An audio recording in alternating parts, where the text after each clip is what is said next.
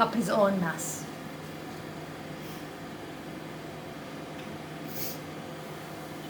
After he cleaned up his own mess, he picks up the bucket, he throws the water out, he puts the bucket where it belongs, and he can go back to doing what he was doing. He's not rewarded. I don't say bravo, I don't say good job, I don't say anything. And no, he's not going to get a reward. It takes practice. Yes. And it takes consistency. And support. And it takes support. And if you have a maid at home, because we don't have maids in Canada. I cannot afford a maid. Exactly. She gets paid more than I do. So, but I can't afford one. So, if you have house help, please don't call her to clean up the milk. Even though if you had spilled the milk, you would call your house help to clean the milk. If your son spills the milk, do not call your house help to clean the milk. Because you don't want to teach him that if he spills something, somebody else is going to clean it for him. Because guess what? You're not teaching him it.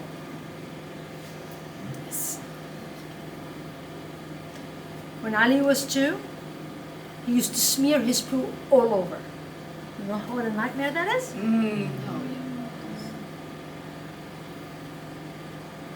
So I spent from 2 to 4 cleaning poo from walls and his hair and his clothes and carpet. And that's the reality. And that was the reality. Until I learned, no. He has to clean it up. Until he started cleaning it up, he stopped doing it.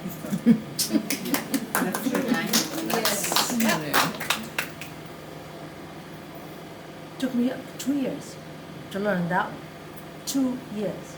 You know how many times I have to change the carpet in my apartment? You can imagine.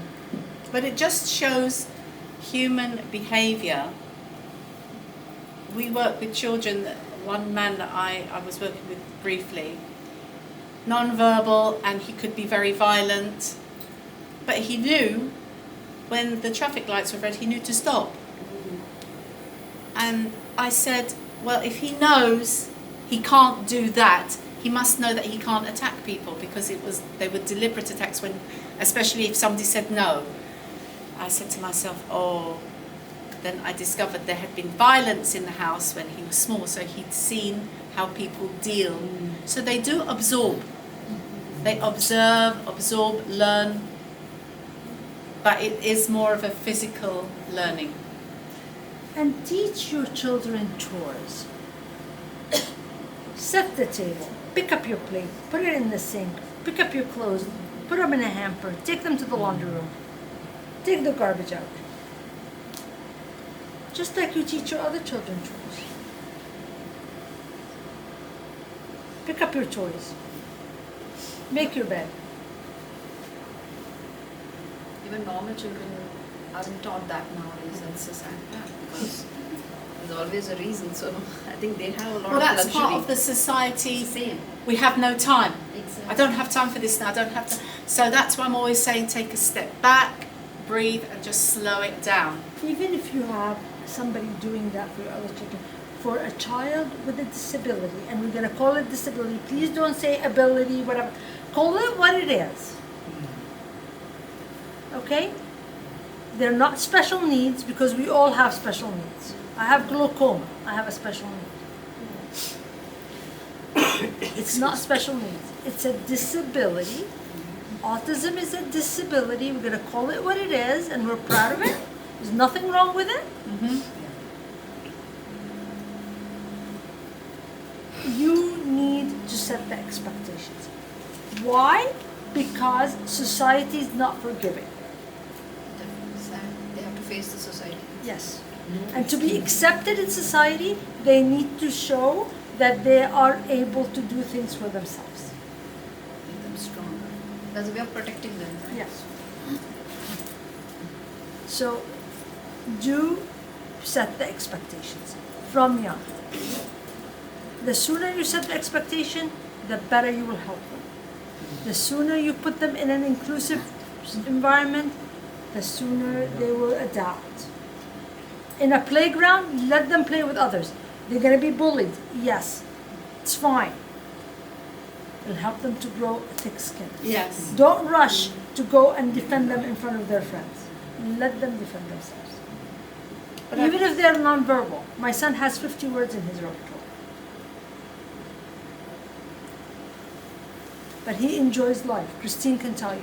He enjoys life. He works, he goes to a day program, he goes canoeing, he swims, he skates, and he doesn't give a damn. He walks like he owns the place. But there is a lot of the infrastructure in Canada right now is maybe a little bit more progressive than in Bahrain. So that we've still got doors that we can open in Bahrain to make things more inclusive, and it doesn't necessarily mean making buildings more adaptive, because there's ramps and wider doors everywhere, non-slip surfaces. However, it's the people that we need to reach, and that's how we're going to do it. I'm wrapping up now, really, because I feel that we're on a time constraint. But does anybody have any kind of ideas on how they see what they could possibly do, what contribution they could make? And it can be the teeniest, tiniest contribution. It could be like just when you see somebody in a park, and you just give a gentle smile, say, lovely child you have there, and you know that he's got a disability, but he's still a lovely child. So just try to, and you don't have to answer me actually, just when you go away from here today, just think about what is going on in their head, because I asked you to clear your mind. Just step out of all the conditioning and the programming that we've had. At school when the bell rang, you stood up. When it rang twice, you walked. In England we still have this system, for the fire drills and things like that. So we're kind of like trained monkeys, aren't we? The ring here, stand up, sit down.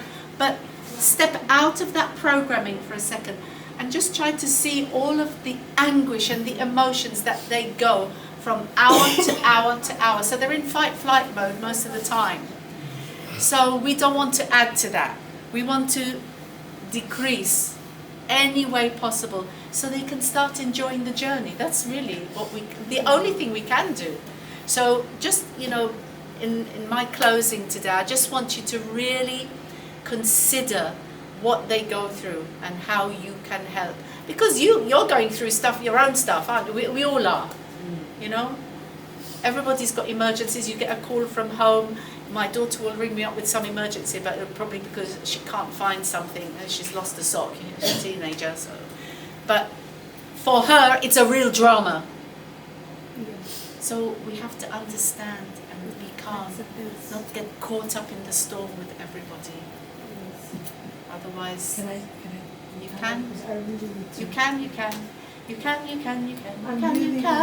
I want to apologize for being late, but I also want to apologize that I'm going to have to leave. It was a pleasure. It was a pleasure meeting all of you. I would like to stay in touch with you guys if you have any questions. Please do reach out. You guys, somebody has my number. But I just want to say, it's so amazing. Rima lives in Canada, I'm in the UK, we just happened to be in Bahrain at the same time. Yes. And Raji happened to contact me. So see, the So- universe works. Yeah, I just do have another commitment at the museum, and I was supposed to be there before. So I'm just gonna run there. Thank you, Rima! So much. Before you leave, can we just appreciate you on behalf of all the club members? You both, please. Come on, let's get appreciated. Master of ceremonies. Those ones are on the Oh, thank you. All of us. That's so lovely. So beautiful. Thank you so much. That is really thoughtful. Thank you so much. Oh, thank you. Why don't you take a Yeah, we are going to. Okay.